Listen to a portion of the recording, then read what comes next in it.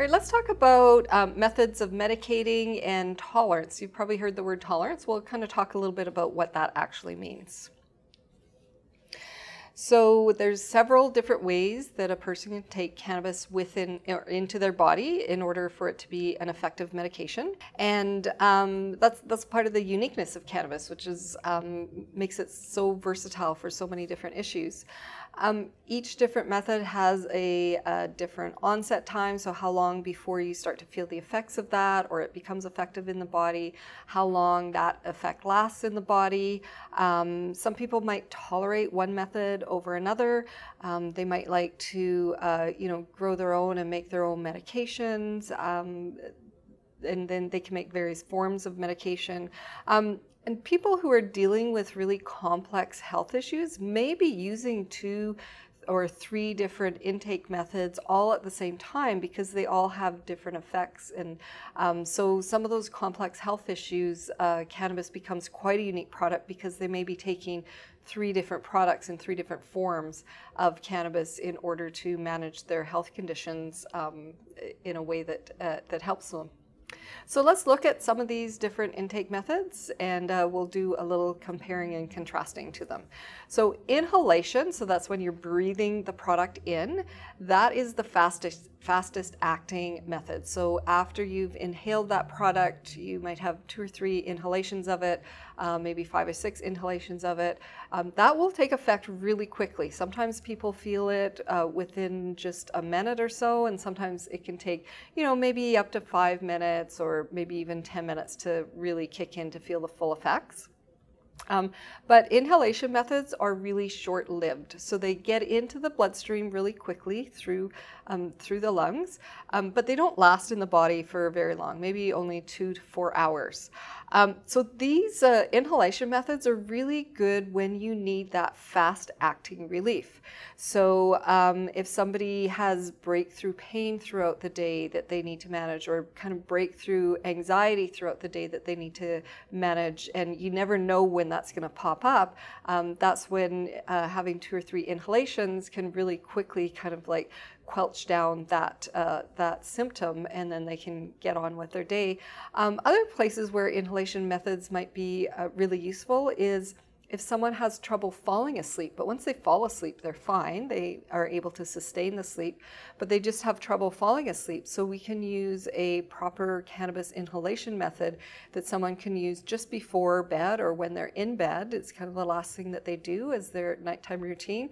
2 or 3 inhalations, maybe 4 or 5 inhalations, depending on the person, and then that sleep will come much quicker, providing you have the right product.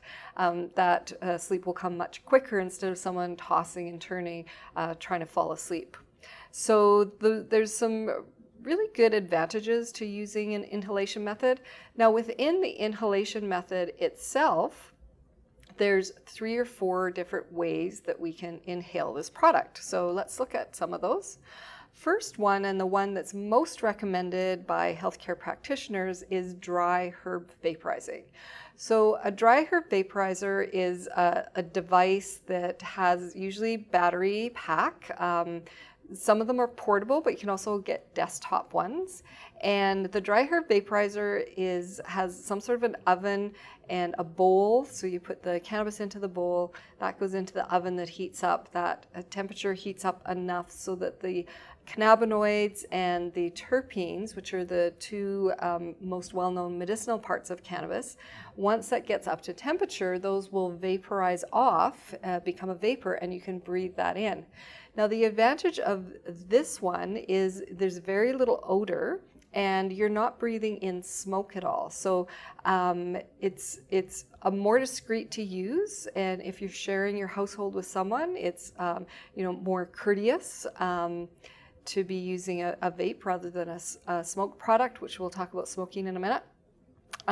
So it really is considered the safest of the inhalation methods. If you are using a dry herb vaporizer, you're out to purchase a dry herb vaporizer, make sure that it's just for dry herbs, because there's lots of hybrid devices out there that will take cartridges. We'll talk about that next. Or they might have little coils that heat up where you could burn your concentrates as well. So In the medical system, we really do recommend dry herb vaporizers, where it just heats dry herb up. That's its sole purpose. So there are these portable ones, but we also have ones where it has a balloon that you can fill that balloon type thing with some vapor, and then someone could sip on that. Those are really great for people who are convalescents, or maybe they don't have the dexterity in their hands to load a vaporizer or clean a vaporizer themselves, and then a caregiver could load that up for them, and they'll be able to sip off the vapor in that big bag for an hour or two, or sometimes even all day. So lots of advantages to using dry herb vaporizers. They are a little pricier. For a good quality one, you're looking at least 200 Canadian dollars for that.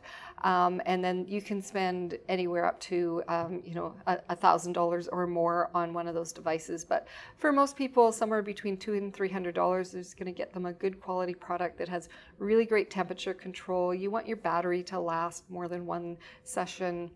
You want it to be easy to clean, and you want it to be easy to operate, easy to load the product into it. Okay, the most traditional way of using cannabis as an inhalation method is, of course, smoking. So people have been smoking cannabis and other herbs for centuries, millennia. And it is still, some people still really prefer to use the smoking method. It's not something that we would recommend now, because we just know the inherent dangers of breathing in a combusting material. So you're breathing in smoke. There's a lot of carcinogens that are in that smoke, and so we do suggest that you try a dry herb vaporizer. That would be the method of choice, the safest way of inhaling product.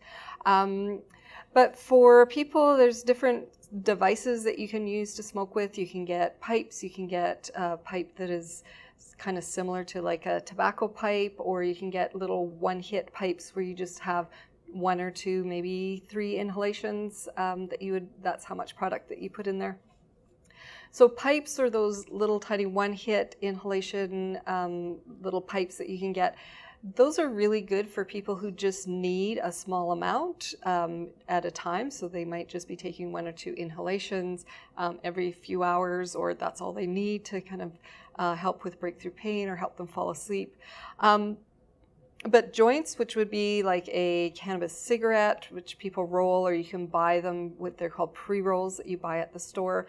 That's a more of a commitment. So for people who are requiring larger amounts of dosing and they really want to smoke it, then smoking a joint is probably a better way of doing it. There's some thought around some of the papers that people are using may have toxic material in them that people are breathing. So, do some research into what papers might be the best for rolling your joints with. Also, there's some people who, especially if they're cigarette smokers, part of that, just that whole ritual of going through rolling a joint and then smoking it like a cigarette, that is part of their therapeutic management of their health condition. We know it's not the healthiest way to do it, but there are some people out there that have decided that the routine of smoking is actually really helpful for them. So, we work with what we have. We try and advise people to switch over to a healthier method, but you can still get your cannabinoids into you through smoking as well. But of course, we have all those risks that are associated with inhaling smoke, exactly the same as the risks associated with inhaling smoke from a cigarette or inhaling smoke from a forest fire. It all comes with the risks of our lungs just really aren't designed to be breathing in smoke constantly. The one thing about cannabis, when you're burning cannabis, either in a pipe or as a joint or using a bong, a water bong, there's a very distinctive odor, so that can be off-putting for some people. So you do have to have a little bit of extra courtesy when you are using a smoking inhalation method. And also, you don't want to, children and elderly people and pets, you don't want them exposed to secondhand smoke. Now, secondhand vapor, we don't really know enough about yet. So again, we need to be a little bit courteous with that. But absolutely with secondhand smoke, make sure that you're doing it in a well-ventilated area where there's no pets or children or elderly people around who could have a problem, like experience a little bit of breathing in that secondhand smoke. Another thing with smoking is, sometimes the ritual of it, or people like to, it's kind of a social ritual. People would get together and pass a joint around a circle, and that often happens in outdoor spaces, but just know that that smoke will actually travel, can travel a block or two on the wind, and so just being courteous when you are smoking. Anytime that you are using a smoking inhalation method in a public area, you need to do that in a designated smoking area. Then we have the vape pens, which is different than a dry herb vaporizer. So don't get these two confused. They're two different products. But this is another inhalation method that is on the market now. It is legal to purchase now. And it's a cartridge that's filled with a liquid cannabis oil or some sort of a distillate, which is like an extracted cannabinoids that are in some sort of a solvent, and it's a pen-like instrument, kind of like a long cigarette type of thing, and it has a heating element in it. So what happens is the heating element atomizes or turns all that liquid into very tiny droplets, and that's what you would breathe in. So it's different than the vapor that we're getting from a dry herb vaporizer, which that dry herb vaporizer is the actual cannabinoids that are coming off of your plant material. They're vaporizing off of your plant material. With the vape pens, what's happening is that liquid itself is being turned into very teeny tiny little droplets, and that's what you're breathing in, is those little droplets. If you get your vape pens from an unreliable source, there is a strong possibility that there are liquids in there that is suspending the cannabinoids that have undesirable elements. So propylene glycol or glycine, glycerin are a couple that we have found in there.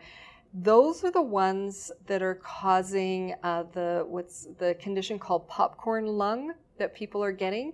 And often we see this in the e-cigarettes, the ones that have nicotine in them.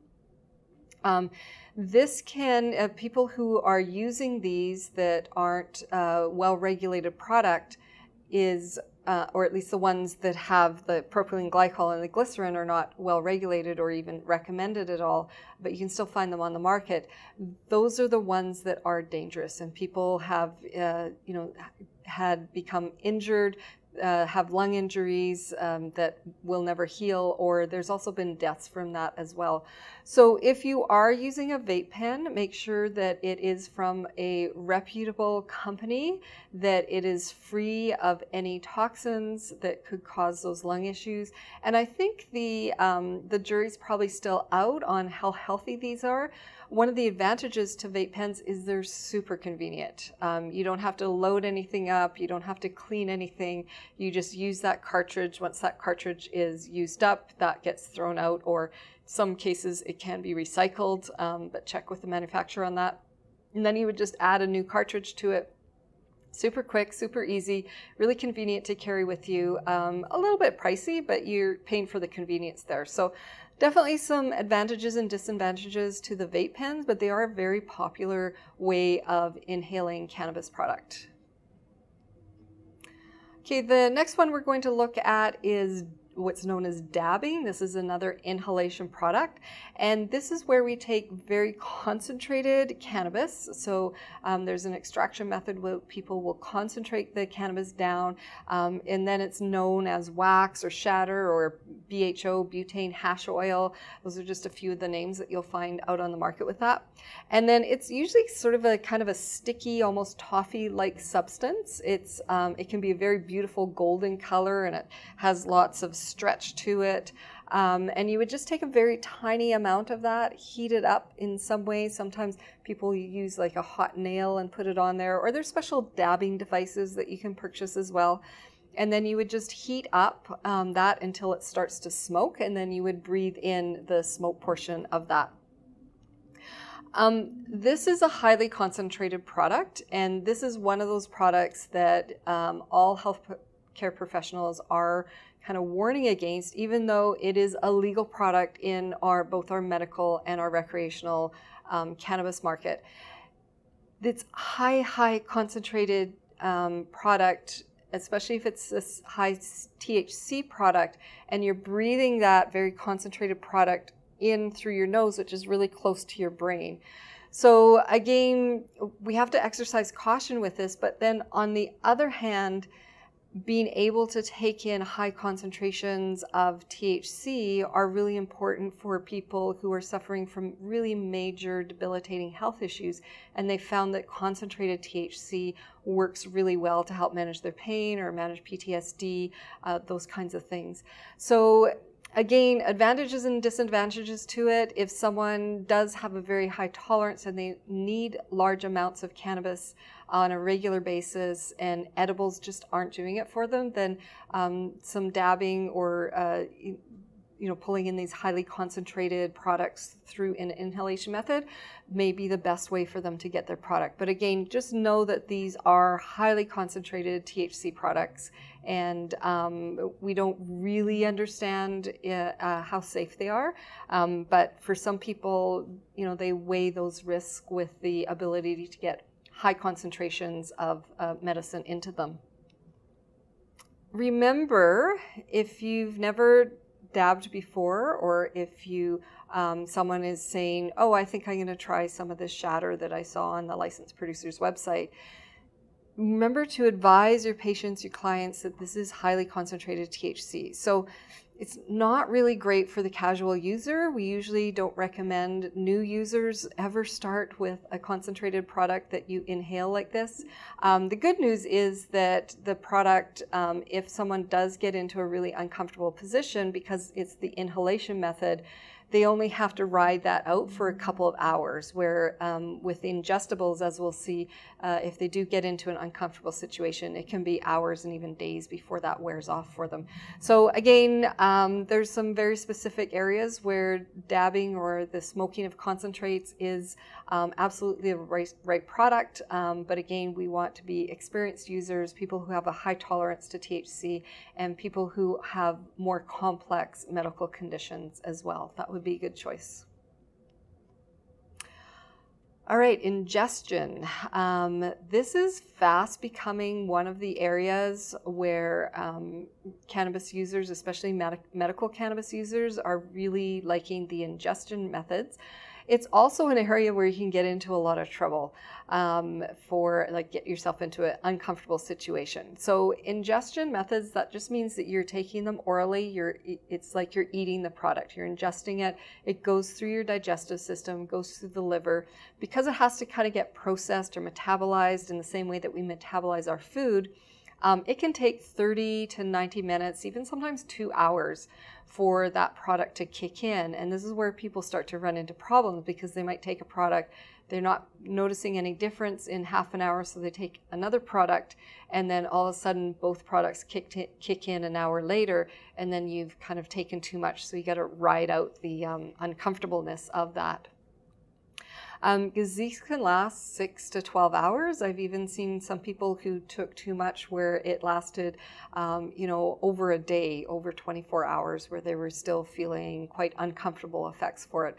This is one area where it's really important to start low, go slow, as we've talked about throughout this course. You always want to start at a little bit, a little nibble, not a whole cookie or a whole brownie or a handful of gummy bears. It's important that we sort of start low with this, especially where THC is concerned, and then move up.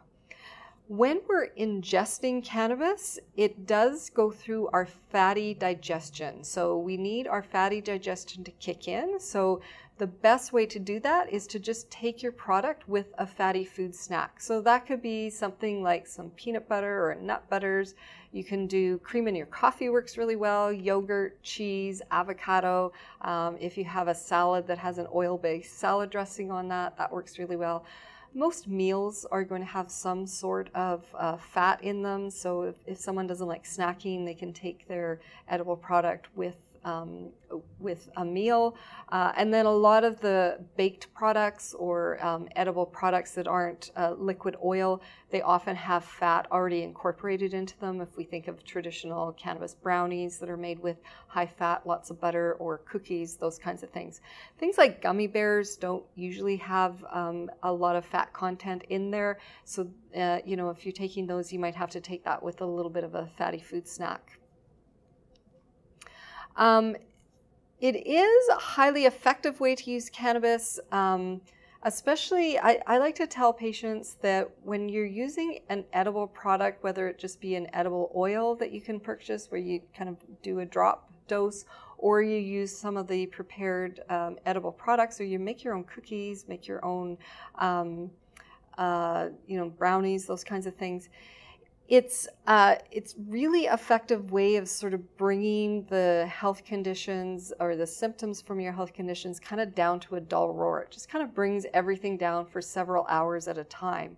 And then if someone is experiencing breakthrough symptoms, then we can use an inhalation method to kind of quickly, what I like to say, whack-a-mole those breakthrough symptoms down. So we can easily incorporate an inhalation method with a oral method or an edible in order to get a really well-rounded treatment method for some patients that need it.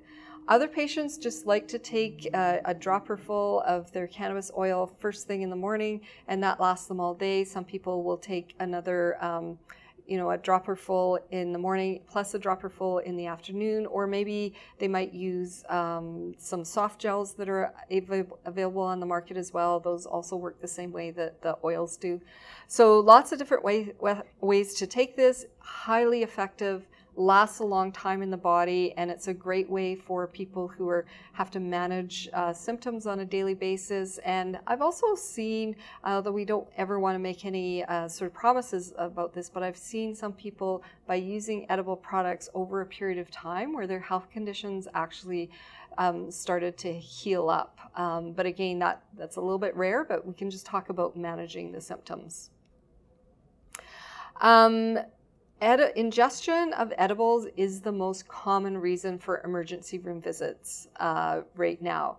So someone inadvertently ate something that had THC in it, and the example I gave earlier, they might take one, they don't know that it's THC, they get into an uncomfortable situation where they start to get really high. Maybe they're dizzy or disoriented or feeling a little bit paranoid. And, you know, a lot of times people will say, yeah, I thought I was going to die. So just rest assured, you're not going to die.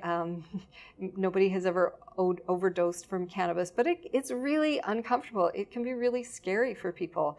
The other thing that can happen is you can take your product, nothing's kicked in for an hour or so you take another product, and then I've even known someone who took a third product because nothing had kicked in for up to 2 hours, and then all of a sudden all 3 of those doses kicked in all at once, and then your whole day has changed, right? It's going to hijack your day.